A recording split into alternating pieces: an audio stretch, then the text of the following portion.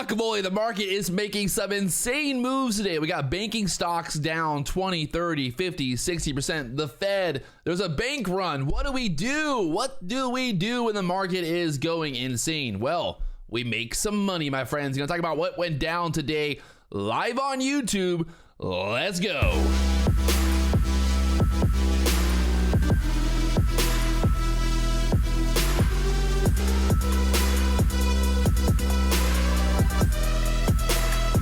What's going on, guys? I want to make it very clear. A lot of people are inducing into a fear state, a state of fear. The media is putting all of these headlines out there that there's all these bank runs, there's all these issues, all this stuff happening.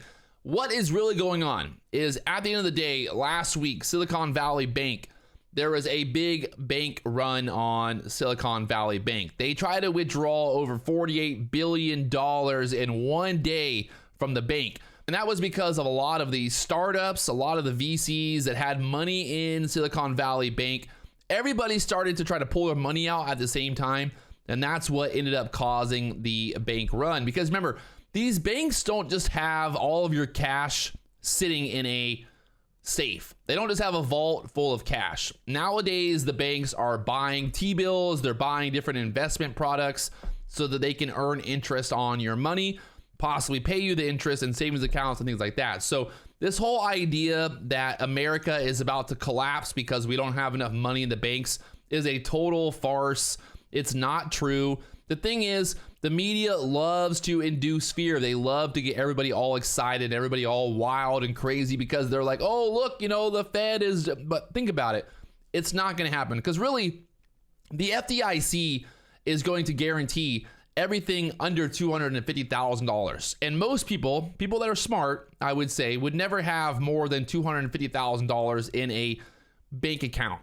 You know that your money is only insured up to $250,000. So why would you do that? Why would you put more money in the bank than that? So that right there proves the fact that, like, hey, I would say less than, I don't know, 95% of Americans have a total of $250,000 sitting in their bank account. Like, let's be honest. Like, how many people out there actually have $250,000 cash just sitting in a banking account? Like, how many people? Probably, I would say, like I said, like less than, 90% of Americans. Probably even more than that. Like maybe 98% of Americans actually have $250,000 cash just sitting in the bank. You would be like, it just wouldn't be very smart. Obviously, there's some businesses, stuff like that have money in the banks, but in general, most Americans probably have, like, I don't know, $5,000 in their bank account, maybe $10,000.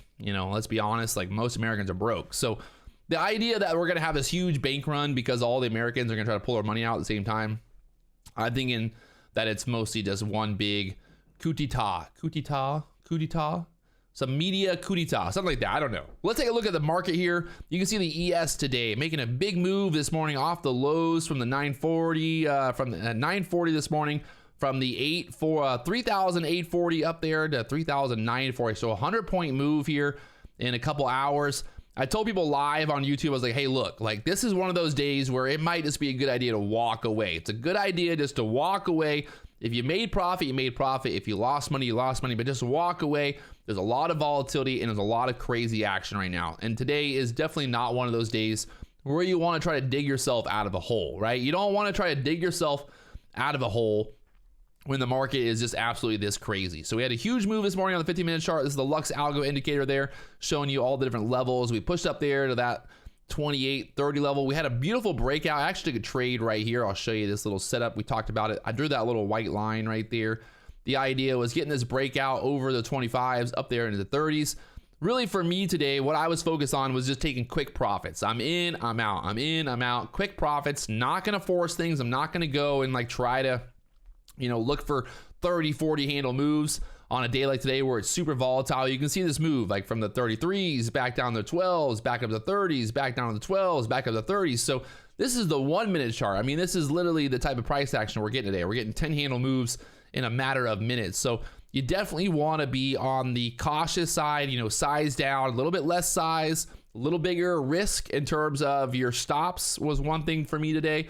You definitely don't want to try to play it with a really tight stop because you will end up getting stopped out. So that was my little word of wisdom for everybody on the live stream today. I'm like, hey, take your profit when you got it, lock it in.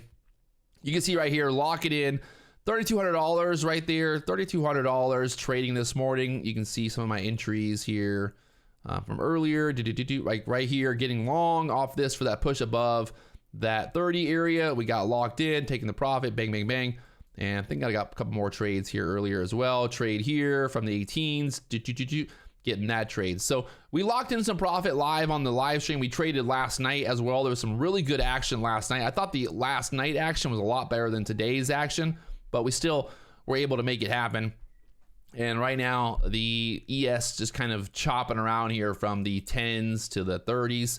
I talked about it on the live stream as well. I've definitely, as much as people were like very bearish, I did not see the idea. I didn't think it was a good idea to be a short today.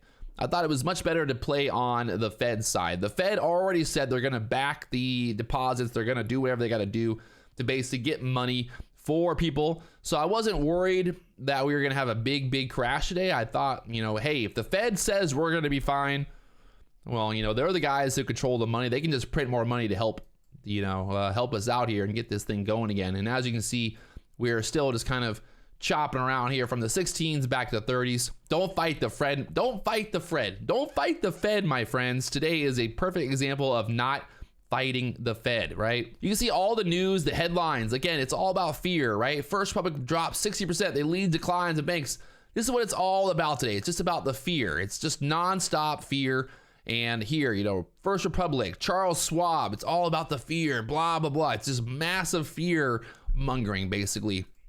Right here, First Republic tells CNBC the bank isn't seeing that many depositors leave. JP Morgan funding working. So, it's not as bad. I think the media is really playing this up to be a lot bigger of a deal than it is. I understand that people are obviously fearful. They want to make sure that they get their money out of their banks. But I think a lot of this is just fear-induced from the media, especially last week when all this started coming out. It just created more and more kind of fear and panic. People are like, oh, I got to get my money out. I got to get my money out of the bank. But it's like, let's be honest.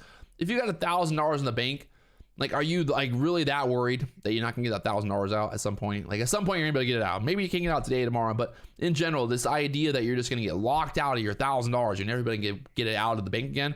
I think that's just a lot of fear in the media really playing into people. Because remember, the media wants the views, they want the clicks, they want you to watch their videos the same way that I want you to watch my videos, right? CNBC wants you to watch their videos. There's a reason that CNBC had a special presentation last night on Sunday talking about the banking crisis. The banking crisis. That's what they love to say. It's always a crisis. Oh, it's a crisis. The banking crisis. No. What it is Silicon Valley was a bank run. It was just a self-fulfilling prophecy. If everybody posts about being a bank run, everyone posts about the market going to zero and the Fed, blah, blah, blah. If everyone posts about that, it creates fear and it creates this self-fulfilling prophecy where everyone's waking up Monday morning, they're going to the bank to get their money out, but they're like, hey, wait a second. Is it really a bank run, or is this really just a bunch of fear and people trying to basically induce fear? Some of these stocks are down massively. You think about it. How many of these big funds that are also talking about, the market crashing and the Fed, blah, blah, blah. How many of these big funds shorted last week? Think about that. How many of these big funds are short the banking market? What's their actual goal? Right? That's what I think about. There's somebody making money here. Someone's making a lot of money on this play. And sometimes if you're not the one making money on the play, well, then someone's making money off you on that play. And I'm thinking that this really was a massive kind of orchestrated just play. This was a massive orchestrated play. After the whole Silvergate thing happened, and then Silicon Valley, like I said, you had the VCs, you had guys like Bill Ackerman saying, oh, we're going to have this huge crisis, this huge financial crisis, blah, blah, blah. It creates the fear. It gets people selling. It gets some money for all the people that bought puts last week on the banks. Well, they're making money today. They're making a lot of money today. So if you guys haven't already hit that subscribe button, like button, stay vigilant, stay alive, look for opportunities. Today is definitely one of those days just to stay out of it, stay alive. Right here, first thing that pops up, Jim Cramer's 2023 investing outlook. That's what CNBC is all about. It's about the clicks, it's about the views, and that's exactly what they're getting today. They're getting the clicks, they're getting the views. So my one piece of advice, stay alive, take your money. If you lost today, it's totally fine. Don't go and dig yourself into a bigger hole, and just keep looking forward to the next opportunity. There will be more opportunities in the market. We know they're going to come. We know there are always going to be more setups. Today, a lot of volatility. Probably maybe not the best idea to try to, get crazy today trading. Just be able to walk away. So there it is. If you guys haven't hit that like button, subscribe button, all the buttons down below, I'll let you know when I'm live here on YouTube. Let's go.